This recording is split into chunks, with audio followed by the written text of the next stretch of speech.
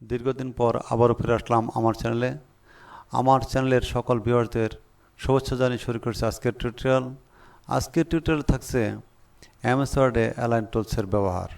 তো চলুন টিউটোরিয়ালটি দেখতে থাকি।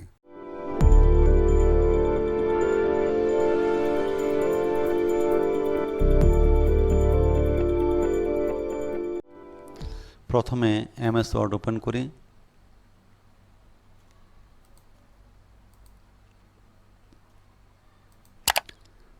এখানে ইউনিকোড সিলেক্ট করি।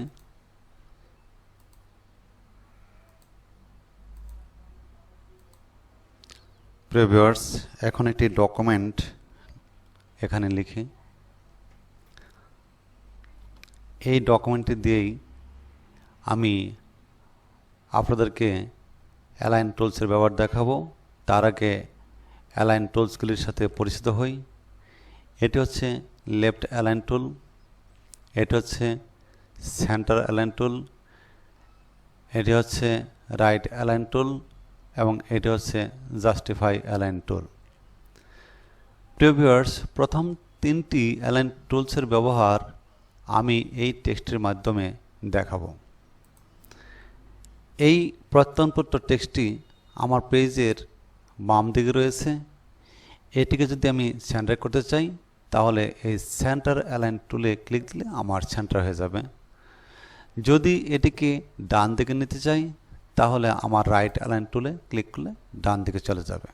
এই তিনটি টুলের ব্যবহার আমরা কিবোর্ডের শর্টকাটের মাধ্যমেও ব্যবহার করতে পারি। কন্ট্রোল ই চাপলে সেন্টার হয়ে যাবে, কন্ট্রোল এল চাপলে বাম দিকে চলে আসবে, কন্ট্রোল আর চাপলে ডান দিকে চলে যাবে। এখন আসুন জাস্টিফাই অ্যালাইন টুলের ব্যবহার দেখি। এখানে একটি ডকুমেন্ট রয়েছে।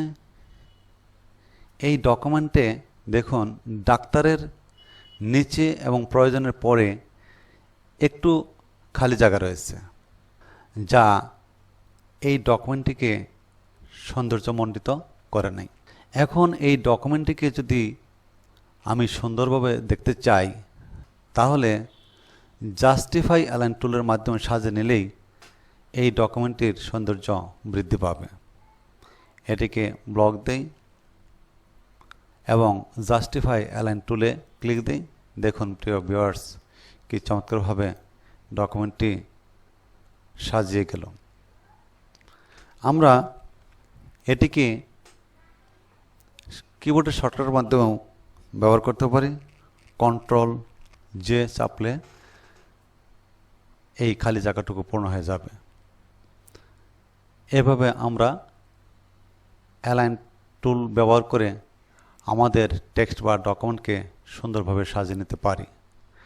ভিউয়ার্স, যদি আপনাদের এই টিউটোরিয়ালটি ভালো লাগে তাহলে অবশ্যই কমেন্ট করে জানাবেন এবং লাইক দিবেন, সাবস্ক্রাইব করবেন, সেই সাথে অবশ্যই পাশে থাকা বেল আইকনটি বাজিয়ে দিবেন যাতে পরবর্তী নতুন কোনো টিউটোরিয়ালের নোটিফিকেশন পাওয়া যায়।